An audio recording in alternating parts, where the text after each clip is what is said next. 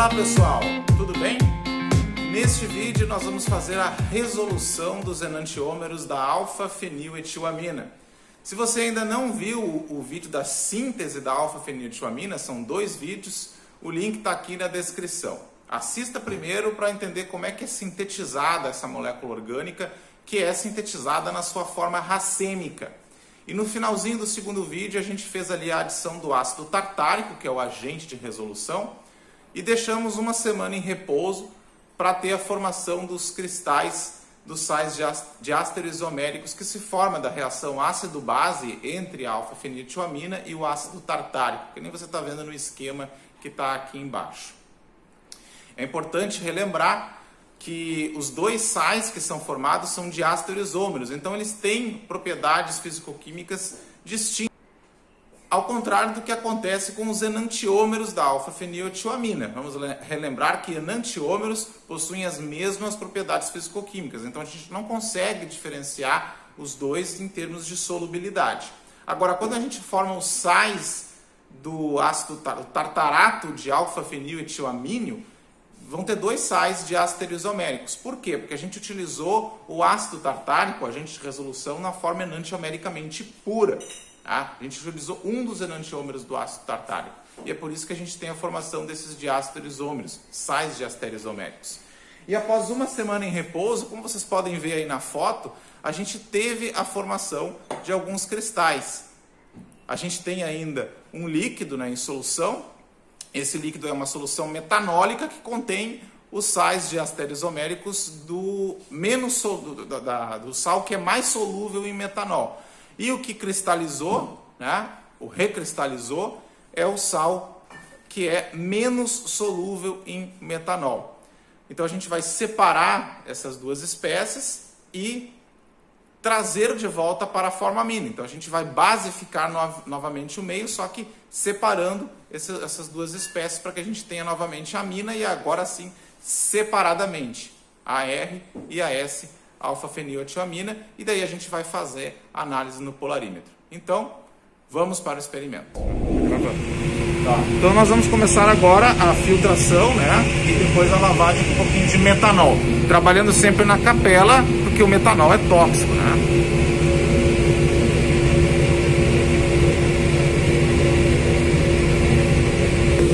Nesse processo de filtração é importante não agitar muito o metanol para não dissolver os sais. Porque o sal é menos solúvel do que o outro diáster isômero, mas ele também pode ser solubilizado. A quente a gente lembra que a gente dissolveu para fazer a recristalização.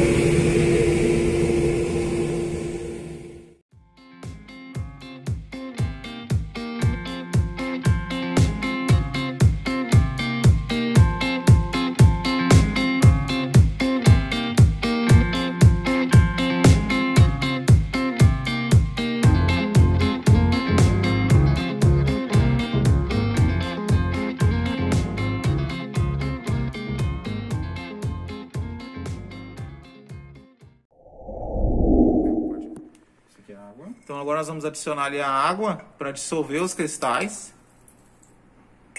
do sal que cristalizou.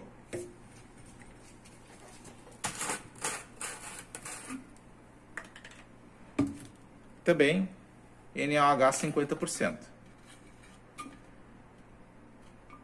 O NaOH vai ser adicionado, né, para fazer a reação com os sais, com o sal, né, na verdade, aqui, e levar à formação da amina novamente. Então nós vamos ter aqui a formação da amina. O NaOH ele vai capturar o próton, né, do cátion amínio, levando à formação novamente da amina. Então vocês podem ver ali já que a reação ácido-base já está acontecendo, é uma reação exotérmica. Vocês podem ver ali está borbulhando, a gente ainda não agitou, só para mostrar aí no vídeo as borbulhas. Agora nós vamos agitar.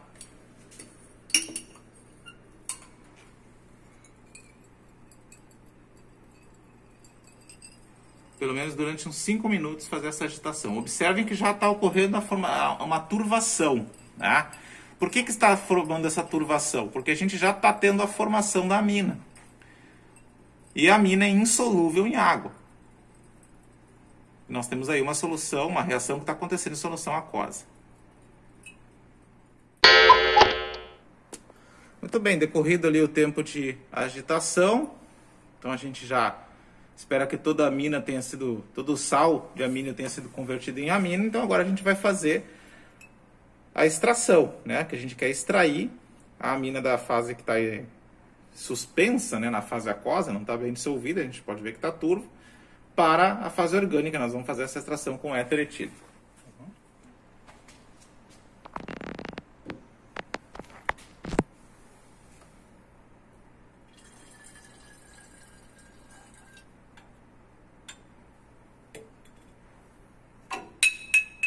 Essa aí tem tampinha.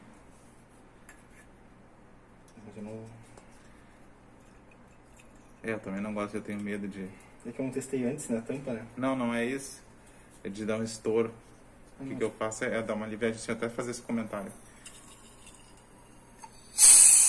Observem esse barulho que fez, né? Isso aí é do excesso de pressão que se forma pela agitação da pera. Então é bastante importante fazer esse alívio da pressão para que não ocorre, para que não estoure a pera, né? Mais uma vez, o uso dos EPIs, né, o óculos de proteção, e fazer isso na capela. Mas já aconteceu de estourar essa pera em aulas experimentais por causa, né, da pessoa que estava fazendo o experimento não aliviou essa pressão. Então é bastante importante fazer esse alívio da pressão, principalmente quando está trabalhando com espécies que podem liberar gases, né, HCl, ou solventes muito voláteis, como é o caso do éter etílico. Então aqui vocês já podem observar no vídeo a formação de duas fases. Nós temos ali a interface entre a fase orgânica e a fase aquosa. Vocês podem observar aqui a interface. Isso. Lembrando que a água é mais densa que o éter etílico, então a fase orgânica é a de cima. A maioria dos solventes orgânicos são menos densos que a água. A exceção são os halogenados, como o clorometano e clorofórmio, que são mais densos que a água. Na dúvida, sempre consulte a densidade. Agora é importante a gente tirar a tampinha de cima, né, para auxiliar no processo de separação de fase e também para conseguir fazer com que o líquido que está na beira de extração desça.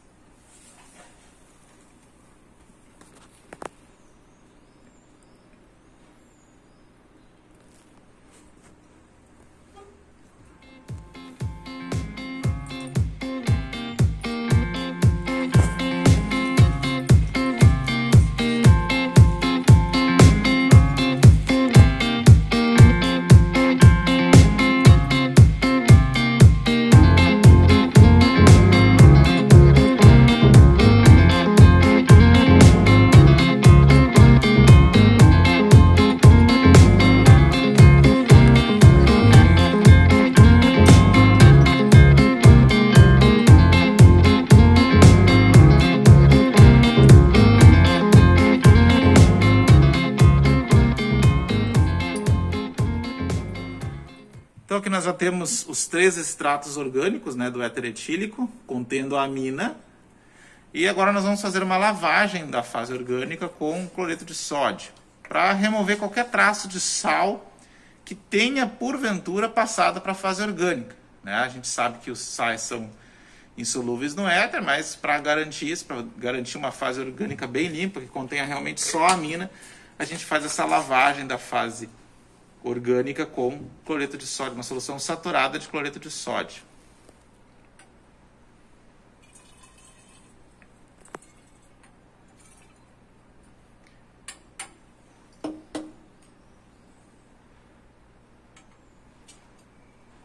Mais uma vez, né, vocês podem perceber que quando ele adicionou ali a fase aquosa de cloreto de sódio, ela foi para baixo do éter, né, porque a água é mais densa que o éter. Bom, agora nós vamos para a secagem da fase orgânica. Então aqui nós temos a fase orgânica após as 3 extrações, né, da fase aquosa e após a lavagem com NaCl saturado. Agora nós vamos adicionar sulfato de magnésio anidro, pode ser também sulfato de sódio. O sulfato de magnésio ele tem uma ação um pouquinho melhor para garantir a secagem da fase orgânica, né? Como a gente está trabalhando com éter etílico, um solvente que é bastante higroscópico, né, a gente vai utilizar o sulfato de magnésio, que é um pouco melhor. Isso é para garantir que não fique nada de água na fase orgânica. Então é importante adicionar uma boa quantidade, até que a gente observe, né, o sulfato bem soltinho, sem que não tenha somente as pedrinhas, né? Aquelas pedrinhas ali é ele que absorveu água, né? Então a parte, o que está soltinho é que ainda não absorveu água. Então a gente adiciona ali uma quantidade até ficar bem soltinho. Então a adição aqui do sulfato, até a gente observar, vocês podem ver que tem coisas grudadas na parede, pedras, isso aí tudo é a interação com a água, tá? Mas a gente tem já ali uma boa quantidade de pozinho solto já, então a gente pode garantir que está seco. Então agora é muito importante a gente não esquecer de pesar o balão que a gente vai colocar a mina, para a gente saber o peso e o rendimento depois. Então a gente tarou a balança ali com aquele suporte, e daí agora a gente coloca o balão e anotaremos o peso, tá? Para facilitar a identificação de qual é o cristalizado e qual é o solubilizado, a gente fez uma marcação aqui nos balões, né? Cristalizado, cristalizado e solubilizado.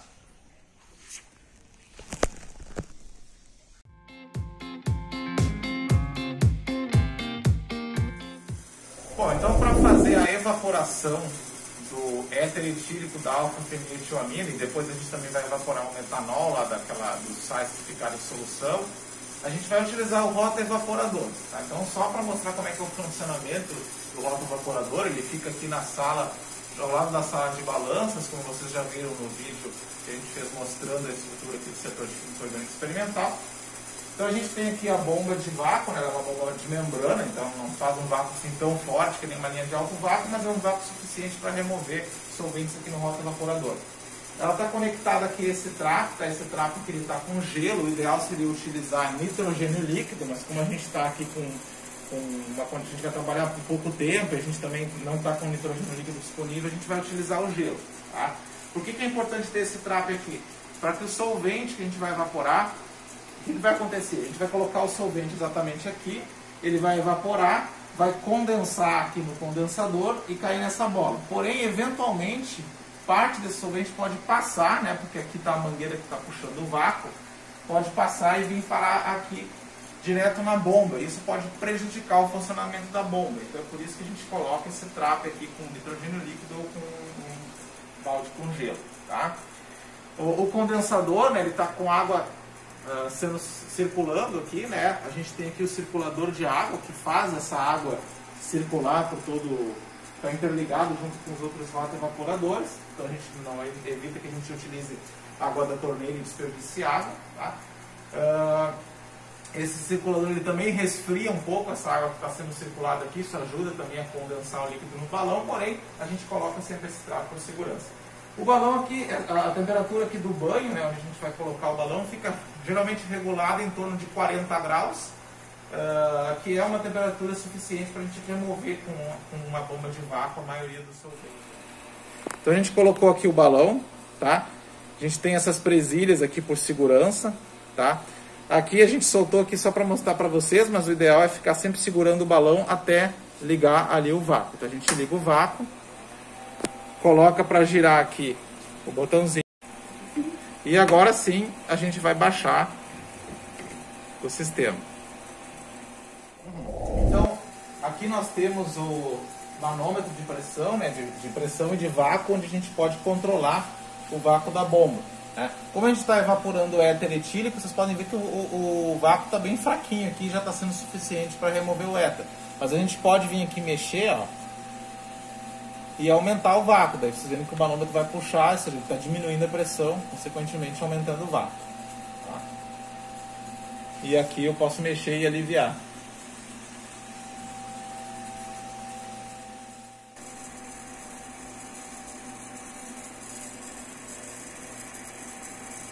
Então esse é o ideal, ó, que esteja caindo solvente ali no balão, condensando no condensador e caindo ali no balão.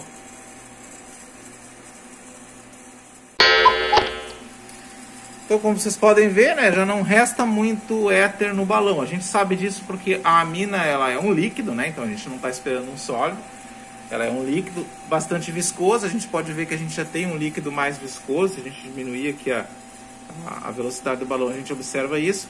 E também porque já não está mais evaporando nada. Tudo que já tinha que condensar ali condensou, ou ali ou no trapo. Tá? Então agora a gente vai remover. A primeira coisa que a gente faz é subir o balão.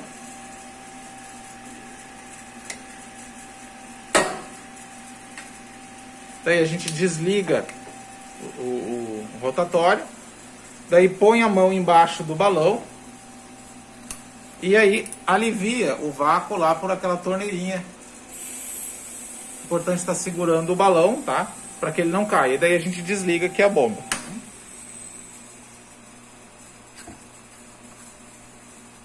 Então a gente tem aqui agora a amina. Um pouco de éter é possível que tenha ficado ainda. Para remover todo o éter e deixar sem nada de solvente, teria que ser necessário colocar numa linha de alto vácuo. Porém, a gente não costuma fazer isso nesse experimento na aula de Química Orgânica Experimental. Tá? Então, nós vamos agora pesar o balão com a amina, né? Para ver quanto que a gente obteve deste enantiômero.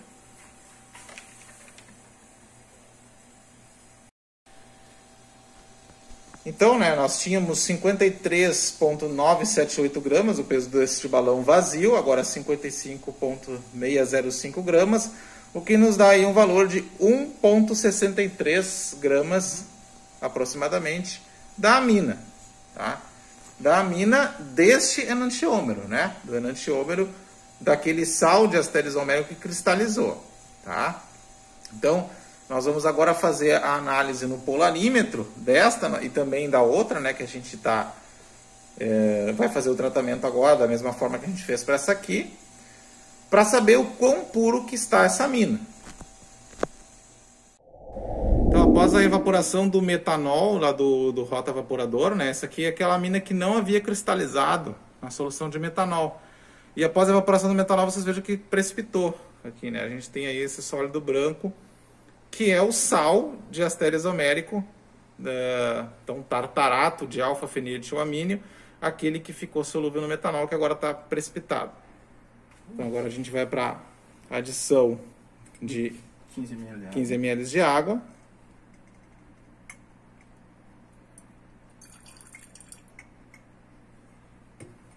E 5 ml que já está aqui, ó. 5 ml de hidroxissódio. 5 ml de NaOH, 50%.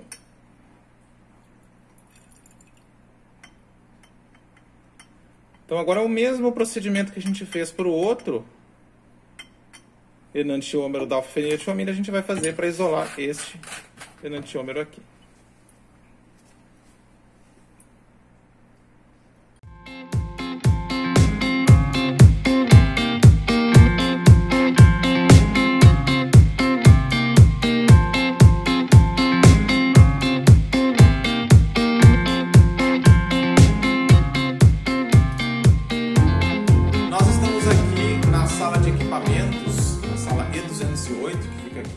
Setor de Química Orgânica Experimental, e nós temos aqui vários aparelhos para serem utilizados em análises químicas. Então nós temos espectrômetro de infravermelho, microscópio, espectrômetro de ultravioleta visível, e também nós temos aqui o polarímetro, né, que fica bem aqui no início do laboratório. Então esse aqui é o polarímetro, onde nós vamos fazer a análise de rotação ótica, de atividade ótica dos dois enantiômeros da alfa-feniletilamina que a gente obteve na aula de resolução. Vou mostrar para vocês um pouquinho como é que funciona esse equipamento. Então aqui a gente tem o polarímetro, né, ele já está ligado. Aqui a gente tem o local porta-amostra, né, onde vai a célula contendo a amostra. Essa célula pode ser, ela tem diversos tamanhos, né? Aqui a gente vai utilizar uma célula pequenininha, uma célula de 1 ml, tá? Que é essa vidraria aqui bem bonitinha, que vocês estão vendo aí na filmagem. tá?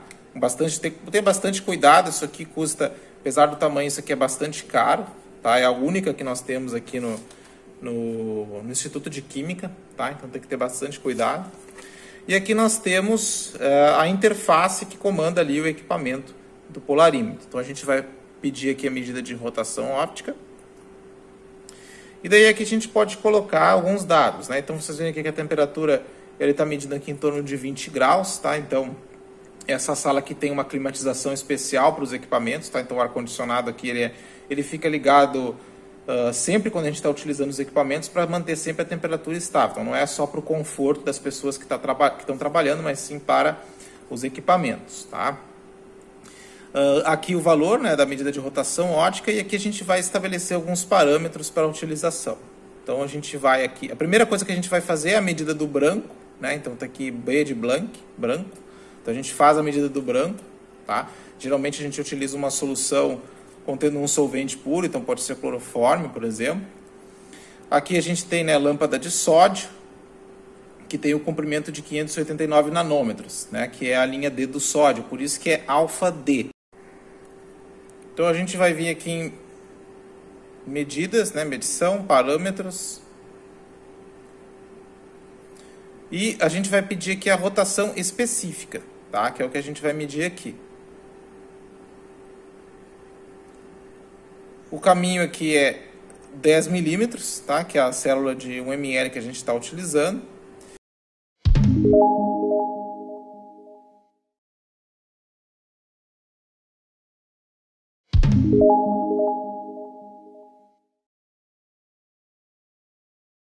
Então, tá tudo pronto aqui no aparelho para a gente fazer a medida do branco, né? E depois da amostra. Então nós vamos dar início agora à medição da atividade óptica no polarímetro. Como vocês já viram ali, os parâmetros estão todos ajustados. Nós primeiro vamos fazer uma análise do branco, tá? Geralmente quando a gente faz a análise do branco, a gente tem que utilizar o solvente no qual a solução do teu analito, né, da tua amostra está dissolvida. Como aqui a gente vai usar a amostra amina pura, nós podemos utilizar qualquer solvente. Eu vou utilizar aqui a acetona, tá? Então eu vou colocar acetona aqui na célula.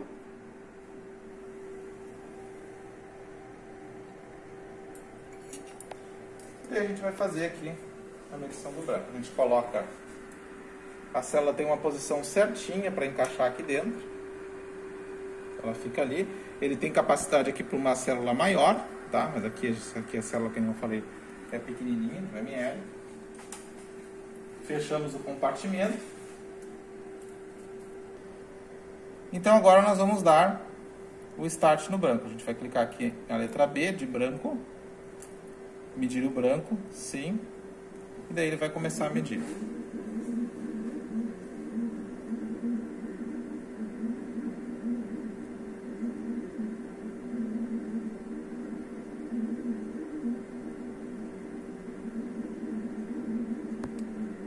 Era para estar 0. Tá. Então vocês veem, o branco, né, obviamente a gente espera que dê muito próximo de 0, tá? Deu um pouquinho de desvio aqui, isso é normal. Então esse aqui vai ser o valor do branco. Tá?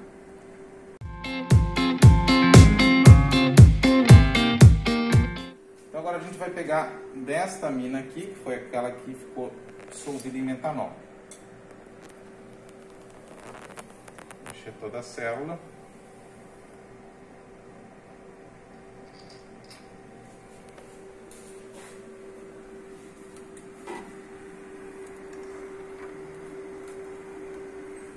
Colocamos aqui e vamos iniciar então a medida aqui em S de sample, amostra em inglês.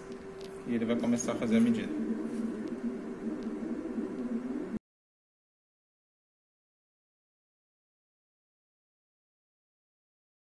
A gente vai fazer daquela mina que cristalizou, que é para ser a mais pura.